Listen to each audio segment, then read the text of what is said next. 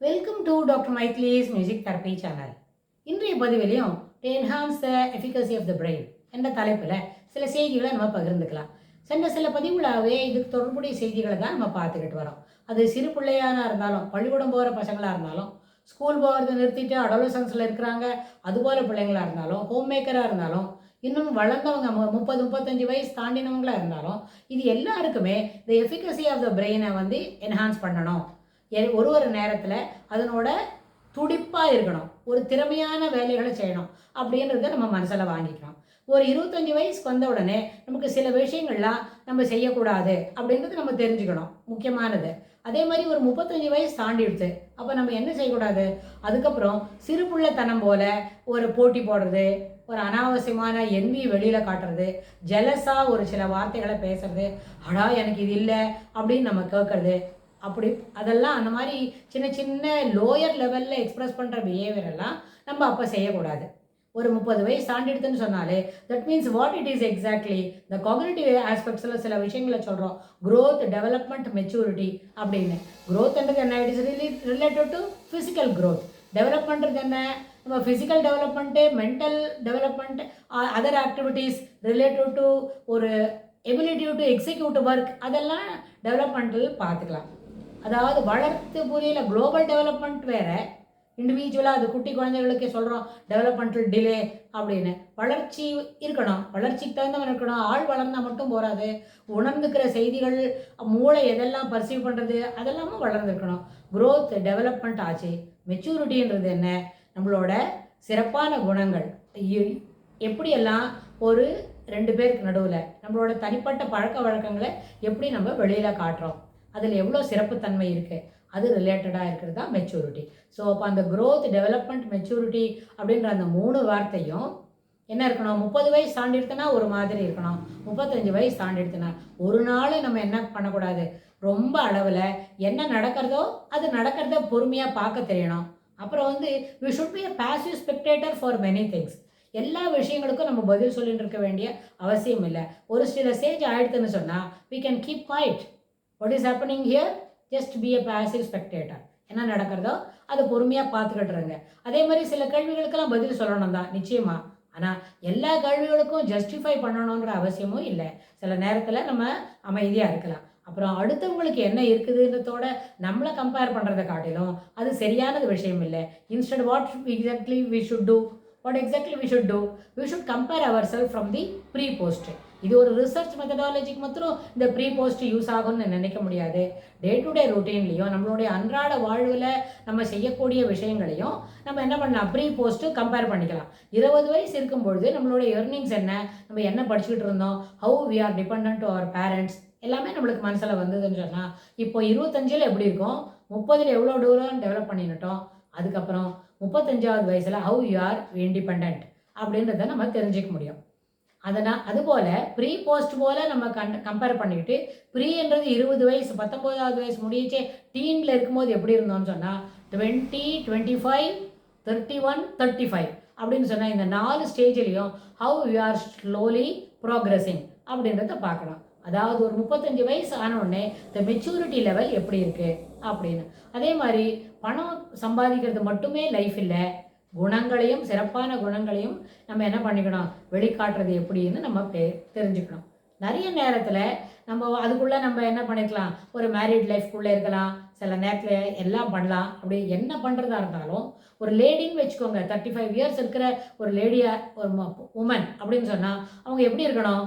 அவங்க ஒரு தாய் வீட்டில் இருக்கும்போது இருக்கிற பெண் வேற, இப்போ புதுசாக அவங்க கல்யாணம் கட்டிக்கிட்டு after marriage she has come to a new home அப்படின்னு சொன்னால் இந்த புது வீட்டை புதுசாக வந்திருக்கிற இந்த ஃபேமிலியில் இது எப்படி கட்டுக்கோப்பா, ஹவு டு பில்ட் இட் அப்படின்றத மாத்திரம் அவங்க மனசில் வாங்கினா அவங்களுக்கு ஒரு சிறப்பான ஒரு விஷயமா அது அமையும். ஒரு 35ல் இதெல்லாம் செய்யணும். 25 வயசில் கல்யாணம் ஆயிருந்தா கூட இந்த 10 வருஷத்தில் நம்ம இண்டிவிஜுவலை டெவலப் பண்ணிக்கணும். அதே சமயத்தில் இந்த new home how to be build up. எப்படி? அதாவது கல் கட்டி மண்ணெல்லாம் வச்சு கட்டி புதுசாக ஒரு ஃப்ளாட் வாங்குறமே அது பேச்சு, அந்த வார்த்தை இல்லை. ஹோம்ன்றது அது house.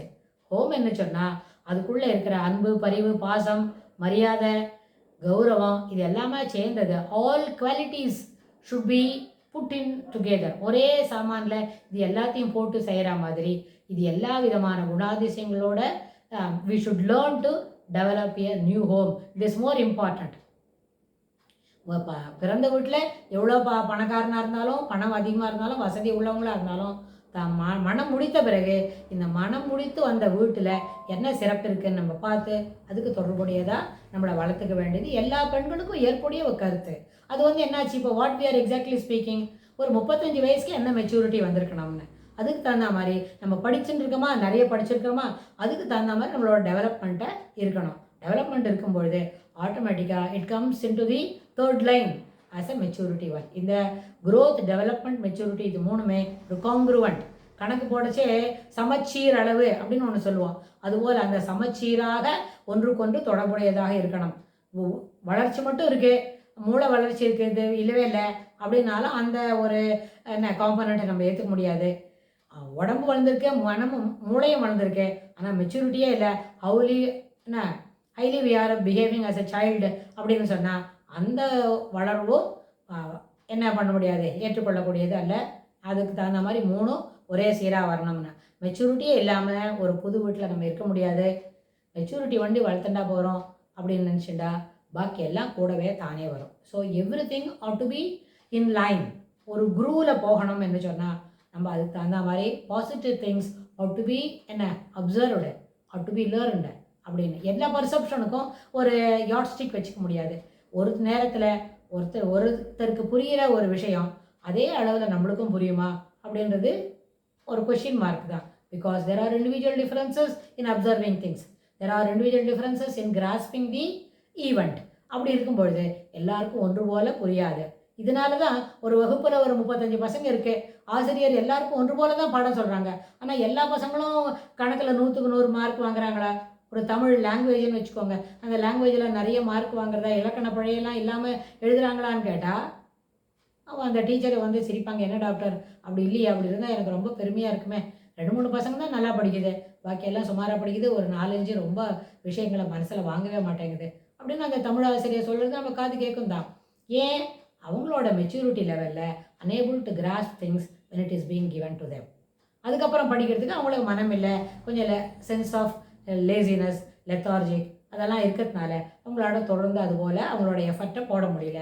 So performance going down அப்படின்னு ஆகுது. இது வகுப்பறையில் ஒரு 7ஆம் கிளாஸில் இட் இஸ் கோயிங் டவுன்னா nothing wrong in it. You can pick it up by 10th standard படிக்கிறதுக்குள்ள பிக்கப் பண்ணலாம்.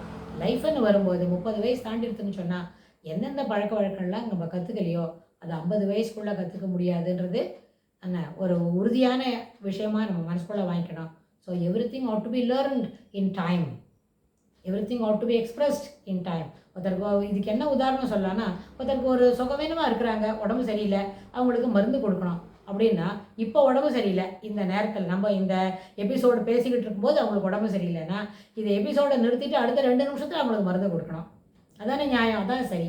இன்ஸ்டன்ட் இதை விட்டு 4 மதியம் 3 மணிக்கு அவங்களுக்கு மருந்து கொடுத்தா அது எப்படி? How it is does it okay? No, it is highly ரெடிக்யூலிங்.